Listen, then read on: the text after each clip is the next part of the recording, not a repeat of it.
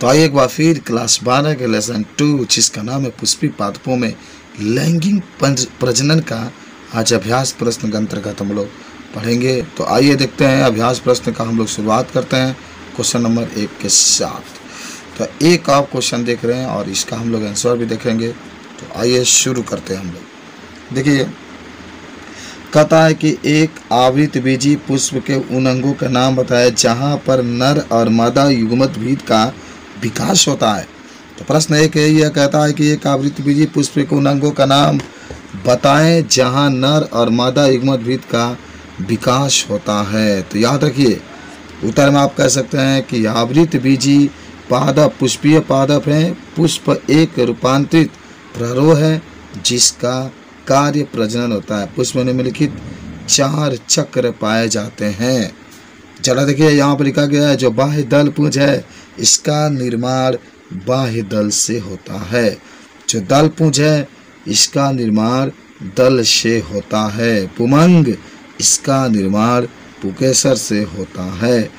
और फिर जो आपके जो पुमंग है इसका निर्माण पुकेसर से होता है और पुष्प का ये जनन चक्र भी कहलाता है। इसी तरीके से एक और आपके हैं जिसका नाम है जयांग, कह सकते हैं इसका निर्माण अंडप से होता है। कभी मत भूलिएगा, जो जयांग देख रहे हैं इसका निर्माण अंडप से होता है।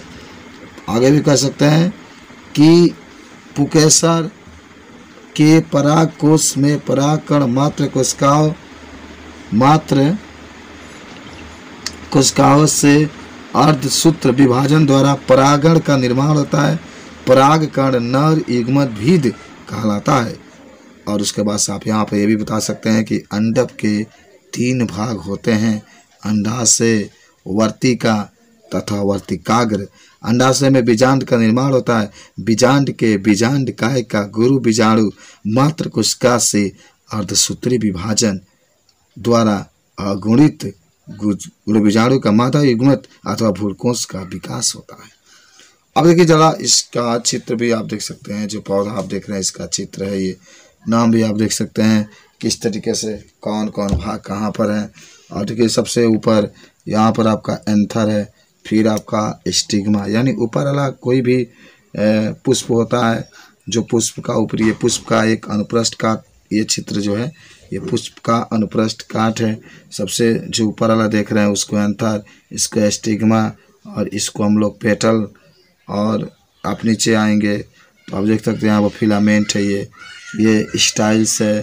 थोड़ा सा और नीचे आएंगे तो आप देख सकते हैं कि ये किस तरीके से नेक्टेरी फेरस है, फिर ये ओवरी है, फिर ये ओवल है, फिर आपका इस तरीके से पुष्पीय जो पौधे होते हैं इसकी आप संरचना देख सकते हैं। बता भी सकते हैं कि जो पुष्पीय होते हैं उसकी संरचना क्या होती है। तो चलिए आगे बढ़ते हैं और इसी के साथ क्वेश्चन नंबर हम लोग 2 के पास आप कदम रख रहे हैं। आइए देखिए क्वेश्चन नंबर 2 भी आप देख सकते हैं। यहाँ पर कहता है कि लघु बीजाणु, बात आप सुनिएगा जरा ध्यान से। कहता है कि जो लघु बीजाणुधानी तथा गुरु बीजाणुधानी के बीच अंतर स्पष्ट करें। इन घटनाओं के दौरान किस प्रकार का कोशिका विभाजन संपन्न है। इन दोनों घटनाओं के अंत में बनने वाली संरचना का नाम लिखिए। तो लघु बीजाणुधानी और गुरु बीजाणुधानी की बात हो रही है।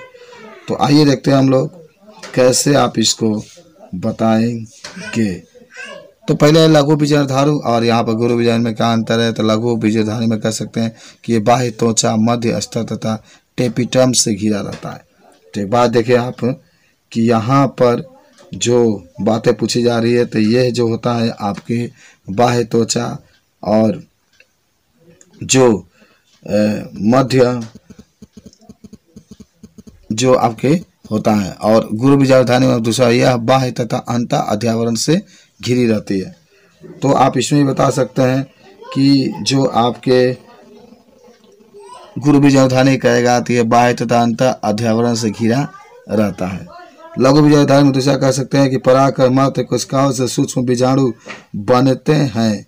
परागकण मात्र कोशिका से सूक्ष्म बीजाणु बनते हैं जो कि पराग कोश के चारों कोनों पर विकसित होते हैं। तो जो पराग कोश होता है उसके चारों कोने पर बनते हैं, ये बता सकते हैं आप यहाँ पर कि किस तरीके से पूछा जाता है। और गुरु बीजाणु में कह सकते हैं कि गुरु बीजाणु मात्र कोशिका से गुरु बीजाणु बनते हैं। जो गुरु बीजाणुधानी होते हैं तो ये आपके बता सकते हैं हम लोग। उसके बाद से आप तीसरा कह सकते हैं कि सूक्ष्म जीवाणु मात्र कोशिका के अर्धसूत्री विभाजन द्वारा अनेक परागकणों का निर्माण करते हैं। तो ये भी आप बात जाने आपकी सूक्ष्म बीजाणु मात्र कोशिकाओं के अर्धसूत्री विभाजन द्वारा अनेक जो होते हैं अनेक परागकण का निर्माण करते हैं। तो इसमें जो आप देख रहे हैं कि सूक्ष्म बीजाणु मात्र कोशिका है उसके जो होते हैं द्वारा हम लोग क्या करते हैं, अनेक परागकण का निर्माण होता है। यानी परागण के निर्माण में जो होता है मात्र कोशिकाएं उपस्थित रहती है। तो ये चीज़ भी आप बता सकते हैं अगर कोई आपसे पूछ रहा है तो कैसे निर्माण होता है। उसके बाद से आगे हम लोग बढ़ते हैं। इसमें कह सकते हैं कि गुरु बीजाणुधानी मात्र कोशिकाओं के अर्धसूत्री विभाजन से गुरु बीजाणुओं का निर्माण होता है। 4 नंबर आप कह सकते हैं कि पराग कोश के स्फुटन पर परागकण विमुक्त होता है, परागण नर युग्मद्वीप बनाते हैं। और यहाँ पर कह सकते हैं गुरु बीजाणुधानी से भ्रूणकोश बनता है जो मादा युग्मद्वीप बनाता है। उसके बाद से कुछ और बातें इसमें लिखी गई है कि इन घटनाओं के दौरान अर्धसूत्री विभाजन होता है। लघु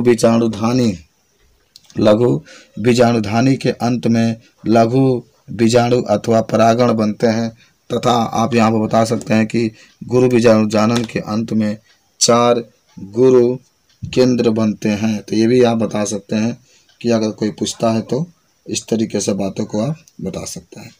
उसके बाद से आगे चलिए क्वेश्चन नंबर 3 के पास। तो आप 3 नंबर क्वेश्चन इसमें देख सकते हैं कि कथा के निम्नलिखित शब्द वलियों को सही विकासीय क्रम में व्यवस्थित करें। एक है परागकण, एक है बीजाणु जनन, उसके बाद से उत्तक, लघु बीजाणु चतुष्क, पराग, मात्र कोशिका, नर युग्मक। तो देखिए उपयुक्त शब्दावलियों को सही विकासीय क्रम निम्नतम है। पहले आप बीजाणु उत्तक लिखेंगे, उसके बाद से आप पराग मात्र कोशिका, तब लघु बीजाणु चतुष्क का निर्माण होता है, तब परागण का होता है, तब आपका नर युग्मक होता है। क्वेश्चन नंबर 4 के पास चलते हैं। कहता है कि एक प्रारूपी आवृतबीजी बीजांड के भागों का विवरण दिखाते हुए एक स्पष्ट एवं साफ सुथरा नामांकित चित्र बनाइए। तो देखिए यही आपका है, जैसे कहा है प्रारूपिक आवृतबीजी बीजांड का चित्र है। ये खूब सुंदर आपका चित्र है। अब देखिए यहाँ पर जो आप देख रहे हैं इस हिस्सा को हम लोग कहते हैं चलेजा कहा जाता है। इस हिस्सा को हम लोग रेफे कहते हैं। फिर आपके एम्ब्रियो से कहा जाता है इसको। नीचे आप देखते हैं कि इंट्रीग्यूमेंट कहते हैं, फिर एग एपरेटस कहते हैं, फिर यहाँ पर जो हिस्सा है पोलर न्यूक्लियर कहते हैं, फिर एंटीपोडल्स कहते हैं, फिर लीनर इंट्रीग्यूमेंट कहते हैं, फिर आउटर इंट्रीग्यूमेंट कहते हैं, फिर न्यूक्लियस होता है, फिर ये चले जाता है। तो इस तरीके से चित्र भी आप बता सकते हैं। देखिए अगर आपसे पूछा जाता है कि एक जो प्रारूपी आवृतबीजी का चित्र बनाइए, तो इस तरीके से चित्र होता है उसको हम लोग बना सकते हैं कि जो आवृत्ति बीजी का अगर चित्र पूछ रहा है तो आप इस तरीके से चित्र को बता सकते हैं। उसके बाद से आइए क्वेश्चन नंबर हम लोग 5 के पास चलते हैं। और देखिए 5 नंबर क्वेश्चन आपसे क्या कहता है। 5 नंबर क्वेश्चन कहता है कि आप मादा युग्मत भीड़ के एक बीजाणु जनक विकास से क्या समझते हैं। तो कह सकते हैं कि गुरु बीजाणु जनन के फलस्वरूप बने गुरु बीजाणु चतुष्क में से 3 नष्ट हो जाते हैं तथा केवल एक गुरु बीजाणु ही सक्रिय होता है जो मादा युग्मद्वीप का विकास करता है। गुरु बीजाणु का केंद्रक 3 सूत्री विभाजन द्वारा 8 केंद्रक बनाता है। प्रत्येक ध्रुव पर 4-4 केंद्रक उपस्थित होते हैं। ये चीज़ अगर आपसे पूछता है तो इसको बता सकते हैं। फिर आगे आप कह सकते हैं कि उपयुक्त व्यवस्थित हो जाते हैं। भ्रूणकोश के बीजाणुद्वारी ध्रुव पर स्थित 4 केंद्रक में से 3 केंद्रक कोशिकाएं अंडक उपकरण बनाते हैं, जबकि विभागीय सिरे के 4 केंद्रक में से 3 केंद्रक एंटीपोडल कोशिकाएं बनाते हैं। दोनों ध्रुवों से आए एक एक केंद्रक केंद्रकीय कोशिका में संयोजन द्वारा ध्रुवीय केंद्रक बनाते हैं। चूंकि मादा युग्मोद्भिद सिर्फ एक ही गुरु बीजाणु से विकसित होता है, अतः इसे एक बीजाणु विकास कहते हैं। ये चीज़ भी आप बता सकते हैं। उसके बाद से क्वेश्चन नंबर 6 आप देख सकते हैं, कहता है कि एक स्पष्ट और साफ सुथरे चित्र के द्वारा परिपक्व मादा युग्मोद्भिद के 7 कोशिकीय और 8 न्यूक्लिएट प्रकृति की व्याख्या करें। ये बहुत बढ़िया क्वेश्चन आपके पास है। तो चलिए देखते हैं इसका आंसर में कि आवृत बीजी पौधे का मादा युग्मोद्भिद 7 कोशिकीय और 8 केंद्रकीय होता है, जिसके परिवर्धन के समय क्रियाशील गुरु बीजाणु प्रथम केंद्रकीय विभाजन द्वारा 2 केंद्रक बनाता है। दोनों केंद्रक गुरु बीजाणु के दोनों ध्रुवों पर पहुंच जाते हैं। द्वितीय विभाजन द्वारा दोनों सिरों पर 2-2 केंद्रिकाएं बन जाती है। तृतीय विभाजन द्वारा दोनों सिरों पर 4-4 केंद्रक बन जाते हैं। माइक्रो पाइलर शीर्ष पर 4 केंद्रकों में से 3 केंद्रक अंड उपकरण बनाते हैं तथा चौथा केंद्रक ऊपरी ध्रुव का चक्र बनाता है।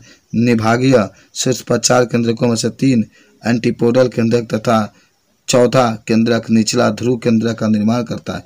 ऊपरी तथा निचला ध्रुवीय केंद्रक मध्य में आकर संयोजन द्वारा द्वितीय केंद्रक बनाते हैं। अंड उपकरण के 3 केंद्रकों से मध्य वाला केंद्रक अंड बनाता है। शेष दोनों केंद्रक सहायक कोशिकाएं बनाती है। देखिए यही चित्र आपके हैं, जैसे कहा है, जो चित्र आप देख रहे हैं ये चित्र है कि भ्रूणकोश के विभिन्न केंद्रकीय व्यवस्थाएं तथा परिपक्व मादा युग्मोद्भिद आप देख रहे हैं।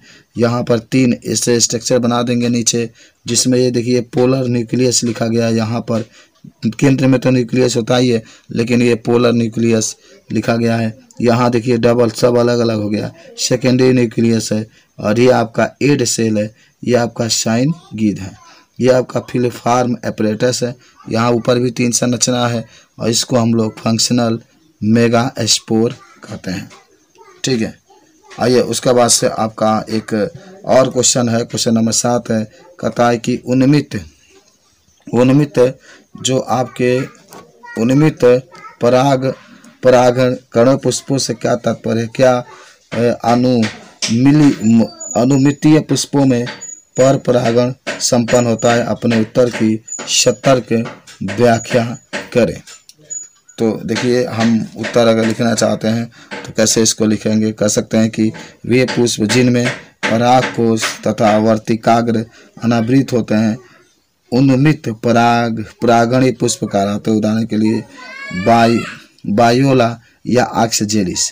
देखिए अनुमिलीय पुष्पों में पर परागण नहीं होता है, अनुमिलीय पुष्प अनावृत नहीं होते हैं, अतः इनमें पर परागण संभव नहीं होता है। इस प्रकार के पुष्पों की परागकोश तथा वर्तिकाग्र पास पास स्थित होते हैं। परागकोश के स्फुटिंग होने पर परागकण वर्तिकाग्र के संपर्क में आकर परागण करते हैं, अतः अनुमिलीय पुष्प स्वपरागण ही करते हैं। तो अब यहाँ पर देख लिए, जो अनुमिलीय पुष्प होते हैं उसमें पर परागण नहीं होता है, इसमें केवल स्वपरागण ही होता है। तो ये भी अगर आपसे कोई पूछे तो इस चीज़ को भी हम बता सकते हैं। आइए क्वेश्चन नंबर नेक्स्ट हम लोग देखते हैं। क्वेश्चन नंबर एक और आपके पास है 8 नंबर। 8 नंबर कहता है कि पुष्पों द्वारा स्वपरागण को रोकने के लिए विकसित की गई 2 कार्यनीतियों का विवरण दीजिए। बहुत बढ़िया क्वेश्चन ये भी आपका है।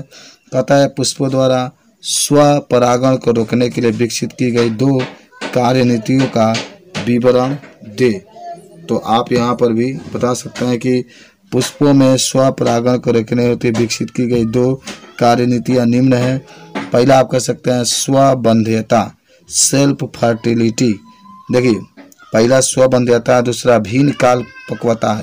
तो कैसे आप इसको रोकेंगे पुष्पों द्वारा स्वपरागण? तो देखिए स्वबंध्यता के द्वारा कैसे कर सकते हैं। इस प्रकार के कार्यनीति में यदि किसी पुष्प के परागण उसी पुष्प के वर्तिकाग्र पर गिरते हैं तो वे उसे निश्चित नहीं कर पाते हैं। उदाहरण, माल्या के एक पुष्प के परागकण उसी पुष्प के वर्तिकाग्र पर अंकुरित नहीं होते हैं।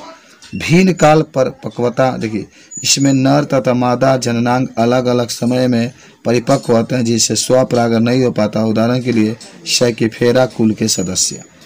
तो हमने देखा कि पुष्पों द्वारा स्वपरागण रोकने के लिए जो दो तकनीक अपनाई गई है, एक तो स्वबंध्यता रहा।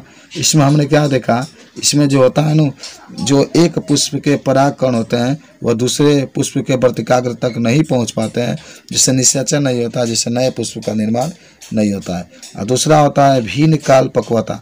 भिन्न काल पक्वता का मतलब होता है कि इसमें जो नर और जो मादा जननांग होते हैं वह अलग अलग समय में पकते हैं, जिसके कारण उसमें निषेचन नहीं होता है। उसके बाद से देखिए क्वेश्चन नंबर जो होता है 8 के बाद आपका आता है 9 नंबर। और 9 नंबर देखिए क्वेश्चन आपसे कहता है कि स्व अयोग्यता क्या है। स्व अयोग्यता वाली प्रजातियों में स्व परागण प्रक्रिया बीज के रचना तक क्यों नहीं पहुंच पाती है। बहुत लंबा और बहुत ही शानदार क्वेश्चन है, कई बार बोर्ड में पूछा जाता है। कहता है कि स्व अयोग्यता क्या है। स्व अयोग्यता वाली प्रजातियों में स्व परागण प्रक्रिया बीज की रचना तक क्यों नहीं पहुंच पाती है, ये प्रश्न आपके हैं और ये प्रश्न पूछा भी जा रहा है। तो आइए हम लोग देखते हैं क्या क्या इसको हम लोग बता सकते हैं। तो पहला आप इसमें चीज़ बताएंगे कि स्व अयोग्यता पुष्पीय पौधों में पाए जाने वाली ऐसी प्रयुक्ति है जिसके फलस्वरूप पौधों में स्व परागण नहीं होता है, अतः इन पौधों में सिर्फ पर परागण ही हो पाता है। स्व अयोग्यता दो प्रकार का होता है, एक विषमरूपी जिसको हेट्रोमफिक कहते हैं, और एक होता है समकारी। तो पहले विषमरूपी देखते हैं। देखिए इस प्रकार की स्व अयोग्यता में एक ही जाति के पौधों के वर्तिकाग्र तथा पराग कोषों की स्थिति में भिन्नता होती है, अतः पराग नलिका की वृद्धि वर्तिकाग्र में रुक जाती है। समझ गए ना, माने आप कहेंगे कि इस प्रकार के माने जो विषम रूपी है, इस प्रकार के स्व अयोग्यता में एक ही जाति के पौधों का वर्तिकाग्र तक पराग कोषों की स्थिति में भिन्नता होती है, अतः पराग नलिका की वृद्धि वर्तिकाग्र में रुक जाती है। समकारी अगर बात करते हैं तो समकारी में आप कह सकते हैं कि इस प्रकार के जो स्व अयोग्यता विरोधी एस अलील से द्वारा होती है, उपयुक्त कारणों के फलस्वरूप स्व अयोग्यता वाली जातियों में स्व परागण प्रक्रिया बीज की रचना तक नहीं पहुंच पाती है। चलिए आते हैं क्वेश्चन नंबर हम लोग अब 10 के पास भी देखते हैं। देखिए 10 कहता है कि बैगिंग या इसी को बोरा वस्त्रावरण या थैली लगाना तकनीक क्या है। यानी थैली लगाना तकनीक या जो इसको ब्रेंगिंग कहते हैं क्या है। पादप जनन कार्यक्रम में यह कैसे उपयोगी है।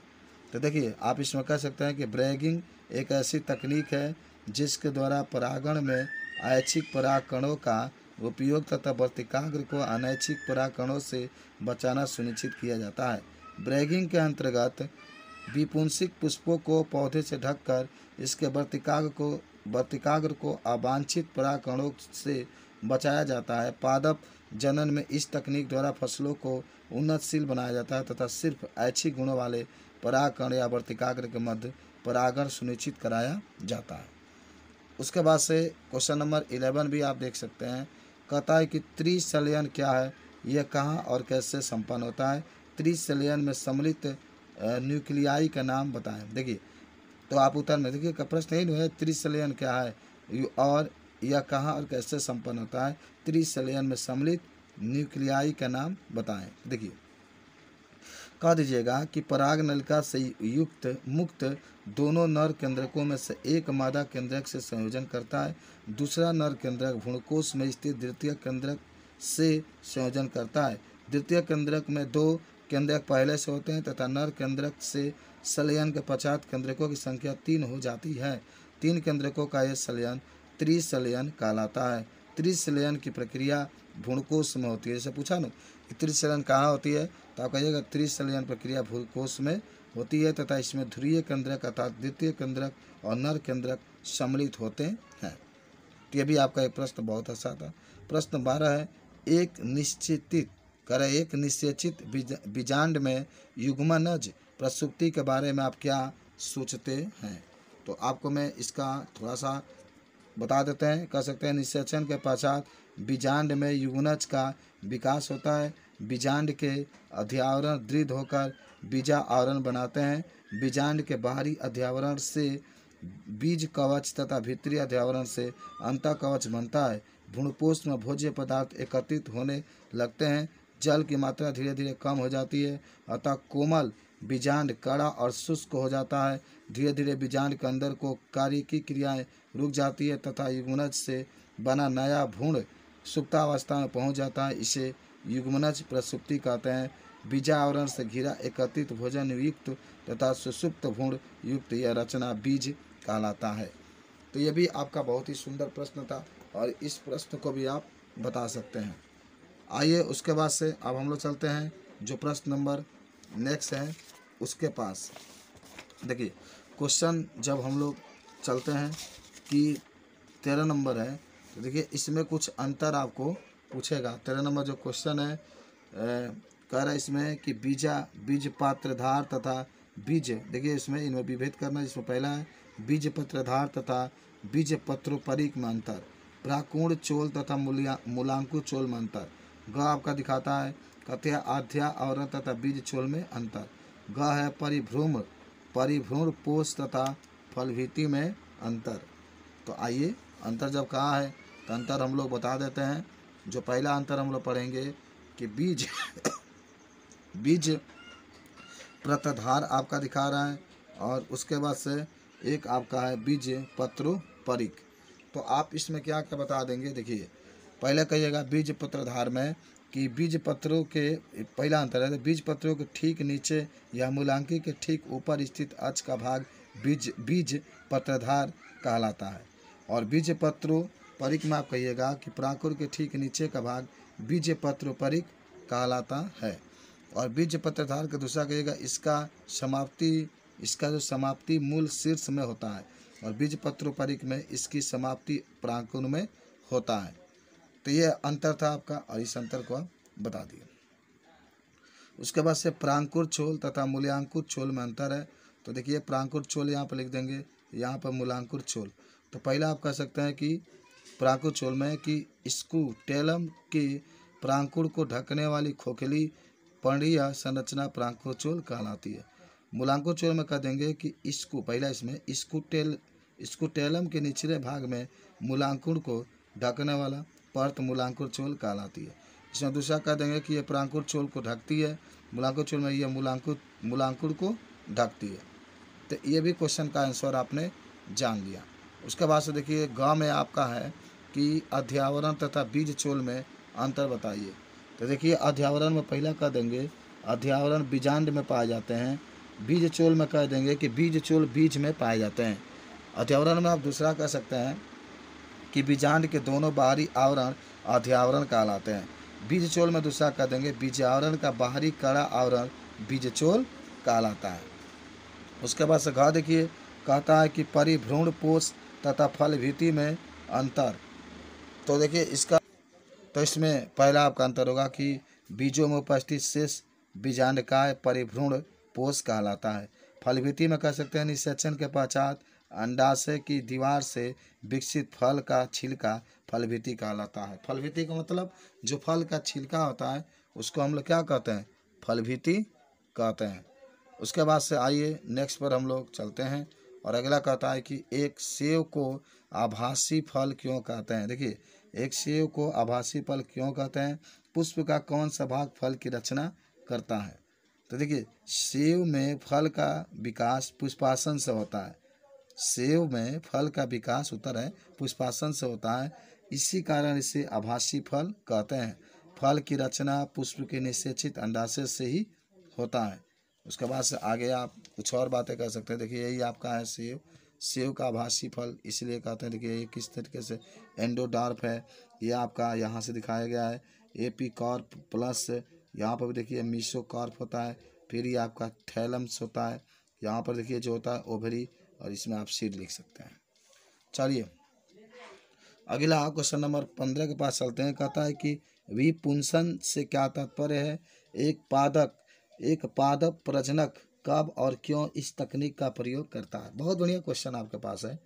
कहता है कि विपुंसक से क्या तात्पर्य है, एक पादप प्रजनक कब और क्यों इस तकनीक का प्रयोग करता है। तो आप कह सकते हैं कि एक द्विलिंगी पुष्प की कली अवस्था में परागकोश को काटकर अलग करने की प्रक्रिया विपुंसक कहलाती है। यह कृत्रिम परागण की एक तकनीक है तथा इसका प्रयोग पादप प्रजनक द्वारा आर्थिक महत्व के पौधों को अच्छी नस्ल बनाने में किया जाता है। बी पुंसक द्वारा यह सुनिश्चित किया जाता है कि ऐच्छिक वर्तिकाग्र युक्त पौधे पर ही परागण हो। तो अगर आप चाहते हैं कि जो माने पौधे हों बहुत अच्छा किस्म का हो, तो उस अच्छे किस्म के जो पौधे होते हैं उसको प्राप्त करने के लिए विपुंसक का प्रयोग करते हैं और इसी को हम लोग विपुंसक कहते हैं। क्वेश्चन नंबर देखिए 16 है। कहता है कि यदि कोई व्यक्ति वृद्धि कारक का प्रयोग करते हुए अनिश्चित जनन को प्रेरित करता है तो आप प्रेरित अनिश्चित जनन के लिए कौन सा फल चुनेंगे और क्यों? तो आप उत्तर में कह सकते हैं कि वृद्धि कारकों का प्रयोग द्वारा अनिश्चित जनन हेतु हम केले का चयन करेंगे, क्योंकि ये बीज रहित होता है, केला में बीज नहीं पाया जाता है। चलिए प्रश्न नंबर 7 है कि परागकण भित्ति रचना में टेपिटम की भूमिका की व्याख्या कीजिए। बहुत बढ़िया यह भी क्वेश्चन है। कहता है कि जो परागकण भित्ति रचना में टेपिटम की भूमिका की व्याख्या कीजिए। तो कह सकते हैं कि पुकेसर के पराग कोश में प्राय 4 लघु बीजधारी बनती है। प्रत्येक लघु बीजधारी 4 परतों वाली भित्ति से आवृत होती है। बाहर से भित्ति की ओर उन्हें क्रमशः बाह्य त्वचा और अंत एस्थीसियस मध्य परत तथा टेपिटम कहलाते हैं। बाह्य 3 परतें लघु बीजधारी को संरक्षण प्रदान करती है और स्फुटन में सहायता करती है। सबसे भीतरी टेपिटम परत की कोशिकाएं विकासशील परागकणों की पोषण प्रदान करती है, यह भी हम बता सकते हैं। तो चलिए अब उसके बाद से हम लोग नेक्स्ट क्वेश्चन के पास चलते हैं। क्वेश्चन नंबर हम लोग 18 के पास चलते हैं। तो लास्ट क्वेश्चन है इस चैप्टर का, क्वेश्चन नंबर 18। तो 18 नंबर है, कहता है कि असंग जनन क्या है, इसका क्या महत्व है? तो देखिए आप आंसर में कह सकते हैं कि अलैंगिक जनन की एक सामान्य विधि है जिनमें नए पौधों का निर्माण युग्मकों का संलयन के बिना ही होता है। असंग जनन कहलाता है। असंग जनन में गुणसूत्रों का संयोजन एवं पुनः संयोजन नहीं होता है, अतः इसे पौधे के लाभदायक गुणों का अनिश्चित समय तक सुरक्षित रखा जा सकता है। तो इस तरीके से मेरे फ्रेंड्स ये पाठ आज समाप्त होता है और नेक्स्ट जो वीडियो आएगा उसमें हम लोग लेसन नंबर जो 3 होगा उसमें हम लोग पढ़ेंगे रिप्रोडक्शन इन ह्यूमन, मानव के जनन के बारे में पढ़ेंगे। तब तक के लिए आप मुझे अनुमति दीजिए और मेरे चैनल को आप सब्सक्राइब जरूर करिएगा। धन्यवाद।